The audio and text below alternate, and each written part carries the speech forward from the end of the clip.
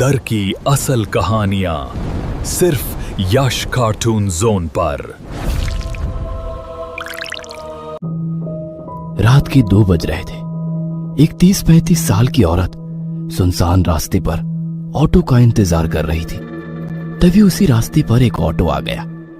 जैसे ही उस औरत ने हवा में हाथ लहराया, वैसे ही ऑटो ड्राइवर ने ऑटो उसके पास जाकर रोक दी। कहाँ जाना है मैडम? ऑटो ड्राइवर ने उस औरत से पूछा। अवंती नगर। औरत ने उत्तर दिया। ऑटो ड्राइवर ने अपना मोबाइल निकाला और गूगल मैप पर अवंती नगर की तलाश की, क्योंकि वो शहर में नया ही आया था और वो पहले कभी अवंती नगर की ओर नहीं गया था। अवंती नगर वहां से 7 किलोमीटर की दूरी पर था। भाड़ा 300 रुपए होगा मैडम, ऑटो ड्राइवर ने औरत से पूछा। क्या 300 रुपए? भैया 300 बहुत ज्यादा है, 200 में छोड़ दो। उस औरत ने ऑटो ड्राइवर से कहा। ऑटो ड्राइवर ने उस औरत को सिर से पैर तक देखा और कुछ देर सोचकर वो बोला, बैठिए, छोड़ देता हूं। वो औरत ऑटो में बैठ गई और ऑटो अवंती नगर की तरफ निकल पड़ा। ऑटो ने 4-5 किलोमीटर की दूरी तय की थी। जब से वो औरत ऑटो में बैठी थी, तब से ऑटो ड्राइवर उसे आईने में घूरे जा रहा था और गाना गा रहा था। सलाम इश्क मेरी जान जरा कबूल कर लो, तुम हमसे इश्क करने की जरा सी भूल कर लो। ऑटो ड्राइवर के इस बर्ताव से वो औरत डर गई। उसने तुरंत किसी को फोन किया और धीरे से बोलने लगी। वैसे ही रिक्शे वाले ने गाना बंद कर दिया और उसकी बातें सुनने की कोशिश करने लगा। हेलो शालिनी, तू आ रही है ना मेरे घर? तुझे पता है ना कि मेरे पति विशाल अमेरिका चले गए हैं और मैं घर पर अकेली हूँ। वो औरत बोली। नहीं यार, मैं नहीं आ सकती, मैंने तुम्हें दोपहर में ही बताया था ना। फोन की दूसरी तरफ से दूसरी औरत बोली। ठीक है, मत आना। ऐसा कहकर उस औरत ने गुस्से में फोन रख दिया। ऑटो ड्राइवर ने उस औरत की बात सुन ली थी। उसने सुन लिया था कि वो औरत आज रात अपने घर पर अकेली है और उसके सहेली ने भी उसके घर आने के लिए मना कर दिया है। ऑटो ड्राइवर अभी भी शीशे से उस औरत को घूर रहा था। इस वजह से वो औरत बहुत ज्यादा डर गई थी। तभी उस औरत ने एक बंगले के सामने ऑटो ड्राइवर को रुकने के लिए कहा। ऑटो ड्राइवर ने देखा कि उस घर पर सिल्वर लीफ लिखा हुआ था। वैसे वो घर नहीं, एक बड़ा सा आलीशान बंगला लग रहा था। जैसे ही ऑटो रुक गया, वो औरत ऑटो से उतर गई और ऑटो ड्राइवर को पैसे देने के लिए उसने अपना हाथ आगे बढ़ाया। तभी ऑटो ड्राइवर ने पैसे लेते समय उसका हाथ पकड़ लिया और बोला, अब जब तुम मुझे यहाँ तक ले ही आई हो तो एक कप चाय ही पिला दो। ऑटो ड्राइवर की बात सुनकर औरत और भी ज्यादा डर गई। उसने ऑटो चालक के हाथ से अपना हाथ छुड़ा लिया और सीधे गेट के अंदर भाग गई। यह देख ऑटो चालक मुस्कुराया। तभी उसकी नजर पीछे की सीट पर गई। औरत ऑटो में अपना मोबाइल भूल गई थी। इससे पहले कि औरत अपना मोबाइल लेने वापस आती, ऑटो ड्राइवर ने ऑटो स्टार्ट कर दी और वह वहां से 9-2-11 हो गया। कुछ दूर जाकर उसने ऑटो रोका और उस मोबाइल को देखा। वो कुछ 20-25 हजार का महंगा मोबाइल था। यह देखकर वो बहुत खुश हुआ, लेकिन उसने देखा कि मोबाइल बंद था। लेकिन अब कुछ समय पहले ही तो वो औरत मोबाइल पे किसी से बात कर रही थी, तभी तो मोबाइल चालू था। फिर इतने जल्दी ये बंद कैसे हो गया? वो मन ही मन बोला। लेकिन फिर उसने सोचा कि शायद मोबाइल की बैटरी डेड हो चुकी होगी, इसलिए बंद पड़ा होगा। तभी अचानक उसके सिर में एक डरावनी योजना आ गई। मोबाइल फोन देने के बहाने उस औरत के घर जाने की।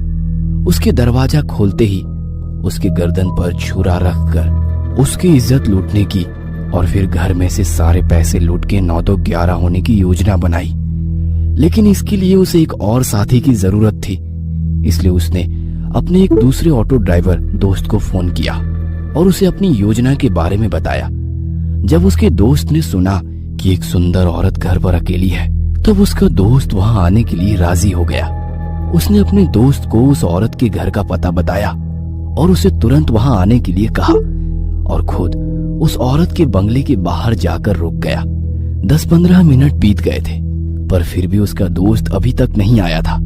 उसने उसे बहुत फोन किए, लेकिन वो उसका फोन नहीं उठा रहा था। ऑटो ड्राइवर को ज्यादा देर तक रहा नहीं जा रहा था। उसे उस औरत का चेहरा बार बार उसकी आंखों के सामने दिखाई दे रहा था। उसके वो हवा में उड़ने वाले बाल उसकी आंखों के सामने आ रहे थे। उसके परफ्यूम की महक अभी भी उसकी नाक में बस गई थी। तो उसने अपने दोस्त को मैसेज किया, मैं अंदर जा रहा हूं, तुम्हारे लिए दरवाजा खुला रखूंगा, जल्दी आ जाना।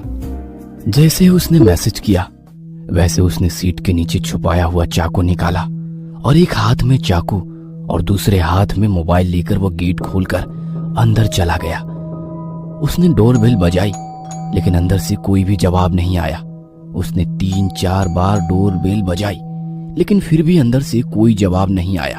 उसने सोचा कि शायद वो औरत अब सो गई होगी। उसे लगा कि उसकी योजना विफल हो गई और गुस्से में आकर उसने दरवाजे पर अपना हाथ मारा। तभी घर का दरवाजा खुल गया। उसने उस औरत का मोबाइल अपनी जेब में रखा और दाहिने हाथ में चाकू लेकर घर में घुस गया। उसने घर का दरवाजा बंद कर दिया और इधर उधर देखने लगा। वो एक बड़ा सा हॉल था। उस फ्लोर पर कोई बेडरूम उसे दिखाई नहीं दी, इसीलिए वो सीढ़ियां चढ़कर दूसरे फ्लोर पर गया। वहां उसने देखा कि एक बेडरूम का दरवाजा खुला हुआ है और उस कमरे में रोशनी चालू थी। ऑटो ड्राइवर चुपके से दबे पांव उस कमरे में जा पहुंचा। अंदर कोई भी नहीं था। तभी उसे बाथरूम में से पानी गिरने की आवाज सुनाई दी। अच्छा, तो वो औरत बाथरूम में है, इसलिए उसे डोरबेल की आवाज सुनाई नहीं दी और इसीलिए उसने दरवाजा नहीं खोला। वो मन ही मन बोला और जल्दी से बाथरूम के दरवाजे के बाहर जाके खड़ा हो गया, क्योंकि उसने सोचा कि जब वो औरत बाथरूम से बाहर आएगी तो वह तुरंत उसके गले पर चाकू रख देगा और फिर बड़ी आसानी से उसकी इज्जत लूट लेगा। तभी अंदर से दरवाजे की कुंडी खुलने की आवाज आई। ऑटो ड्राइवर हाथ में चाकू पकड़कर सतर्क हो गया, क्योंकि वो औरत अब बाहर आने वाली थी। लेकिन 2 मिनट बीते, 4 मिनट बीती, पर वो औरत अभी तक बाथरूम से बाहर नहीं आई थी। आखिरकार ऑटो ड्राइवर ने बाथरूम के दरवाजे को अंदर धकेल दिया। जैसे ही उसने दरवाजा अंदर धकेला वैसे ही उसकी नाक में सड़े हुए मांस की बदबू घुस गई। उसने अपने बाएं हाथ से अपनी नाक बंद कर ली और बाहर से बाथरूम में झांक कर देखा और सामने का नजारा देख उसके पैरों तले जमीन खिसक गई। डर के मारे वो थर थर कांपने लगा, क्योंकि बाथरूम के बाथ टब में 8-10 लाशों का एक ढेर था। वो डर की मारे पीछे हटने ही वाला था कि तभी उस औरत ने पीछे से आकर ऑटो ड्राइवर की कमर में लात मारी और वो बाथरूम में जा गिरा। ऑटो ड्राइवर बाथरूम में गिरते ही उस औरत ने झट से बाथरूम का दरवाजा बंद कर दिया। जैसे ही ऑटो ड्राइवर ने उसकी दाईं तरफ देखा, वो पसीने से तरबतर हो गया और उसने उठकर दरवाजा खोलने की कोशिश की, लेकिन दरवाजा नहीं खुला, क्योंकि उस औरत ने बाहर से दरवाजा बंद कर दिया था।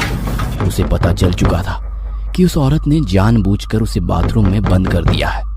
ऑटो ड्राइवर दरवाजा पीट पीट कर जोर जोर से चिल्लाने लगा, मैडम दरवाजा खोलो, मैडम मैं आपके पैर पकड़ता हूं, मुझे यहां से बाहर निकालो, मुझसे गलती हो गई मैडम, मुझे माफ कर दो मैडम। वो भीख मांग रहा था, लेकिन बाथरूम के बाहर से कोई जवाब नहीं आया। बाथरूम के बाहर सन्नाटा फैल गया। आखिरकार दरवाजा पीट पीट कर उसके हाथ दुखने लगे और उसने दरवाजा पीटना बंद कर दिया। उसने उसकी दाईं ओर देखा, वैसे ही उसे बाथ टब में लगा लाशों का ढेर दिखाई दिया। 8-10 लाशें एक के ऊपर एक रखी हुई थी और हैरानी की बात तो यह थी कि उन सभी लाशों के ऊपर ऑटो ड्राइवर की यूनिफॉर्म थी। इसका मतलब ये था कि वे सभी लाशें ऑटो ड्राइवर की थी। उसने अपने कपड़ों को देखा तो उसने भी वैसे ही यूनिफॉर्म पहन रखी थी। बाथ टब के बगल में मोबाइलों का ढेर पड़ा हुआ था। ऑटो ड्राइवर ने उसकी जेब से मोबाइल निकाला और वो फिर एक बार चौंक गया, क्योंकि बिल्कुल वैसे ही मोबाइल का ढेर था। वो समझ गया कि उसे धोखे से फंसाया गया है। उस औरत का ऑटो में कहना कि मैं घर पे अकेली हूं और उसके बाद ऑटो में मोबाइल छोड़ना, ये सब उसकी ही चाल थी और वह बुरी तरह से उसकी जाल में फंस चुका था। वो समझ चुका था कि वे सभी ऑटो ड्राइवर भी बिल्कुल उसकी तरह ही उस औरत के जाल में फंस गए थे और वो बाद में उसी बाथटब में मर गए। अब उसके साथ क्या होगा, इसका ख्याल उसके मन में ही आ गया। क्या ऑटो ड्राइवर उस भूतिया बंगलों से बच निकलेगा? इन सभी सवालों के जवाब जानने के लिए इस कहानी का अगला पार्ट देखना मत भूलना।